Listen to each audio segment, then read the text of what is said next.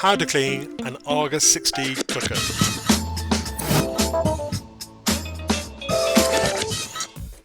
So some things you need to know about an AGA 60 when cleaning them. You can dip the top plates, we put them into the tank in our van. If the grease is carbonised on the door or the inner liner or tunnels, it will be a tough job like this one was. Don't forget to check for defects such as scratches on the chrome domes, and only use eco products with a neutral pH. So first of all we look at the AGA 60 for defects. You can see this one is pretty dirty, and also I found that it was rocking from side to side when I moved the handle.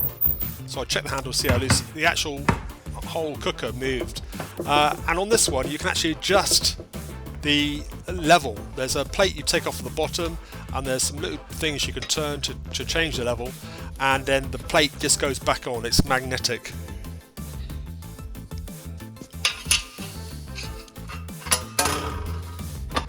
Okay, so to clean it, take off the bits that we can dip. So we can dip the handle and we can dip the top plates, so they just come off, and also we can dip the shelves in the oven. So just take those out, and then once I've got all those together, I take them out to the. You can see the state after I've taken off the plates. So put everything into the dip tank, and then I go back in and start doing the rest. You can see I actually had to blade the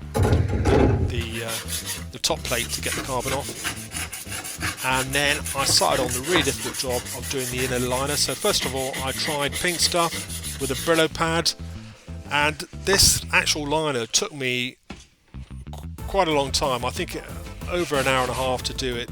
So first of all I tried the pink stuff with Brillo. This is the way I'd normally clean a liner, but I didn't get very far.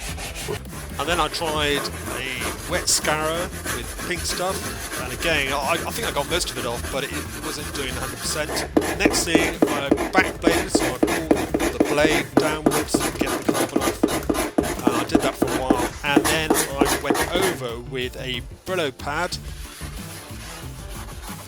to get rid of the scratches, and I kept on doing this. So I'd do it for a bit, then wipe it off, have a look, and then do it again. Keep on doing that until I got to an end where it was acceptable.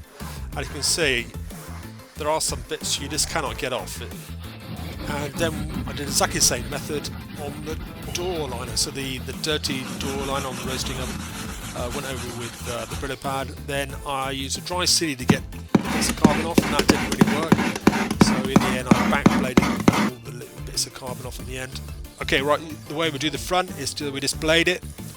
Just blade it in straight lines, so I treat it as like though it's a piece of glass. So a sharp blade, and you do it in straight lines, and you go over all the enamel.